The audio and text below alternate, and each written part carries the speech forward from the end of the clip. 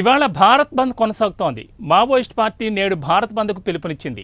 కేంద్ర కమిటీ కార్యదర్శి కేశవరావు ఎన్కౌంటర్కు నిరసనగా బంద్ చేపట్టనున్నట్లు తెలిపింది.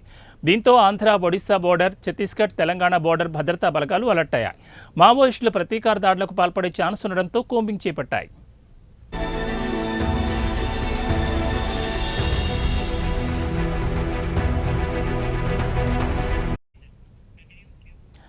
ములుగు జిల్లాలోని వెంకటాపురం, వాజేడు మండలాల్లోని పలు గ్రామాల్లో కోడన్ సెర్చ్ నిర్వహించారు.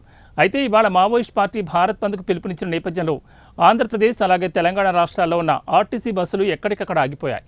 ముఖ్యంగా సరిహద్దు ప్రాంతాల్లో అంటే ములుగు జిల్లాలో బస్సులు బయటకు రావడం లేదని తెలుస్తోంది.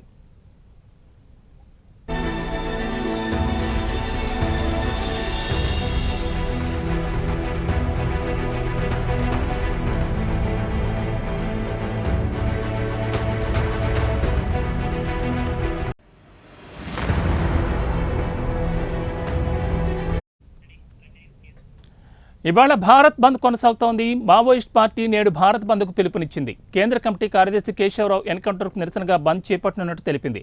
దీంతో ఆంధ్ర, ఒడిశా బోర్డర్, ఛత్తీస్గఢ్, తెలంగాణ బోర్డర్ భద్రతా బలగాలు అలర్ట్ అయ్యాయి. మావోయిస్టులు ప్రతీకార దాడులకు పాల్పడే ఛాన్స్ ఉండడంతో కూంబింగ్ చేపట్టాయి. ములుగు జిల్లాలోని వెంకటాపురం, వాజేడు మండలాల్లోని పలు గ్రామాల్లో కోడన్ సెర్చ్ నిర్వహించారు.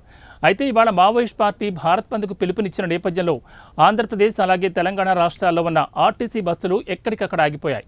ముఖ్యంగా సరిహద్దు ప్రాంతాల్లో అంటే ములుగు జిల్లాలో బస్సులు బయటకు రావడం లేదని తెలుస్తోంది.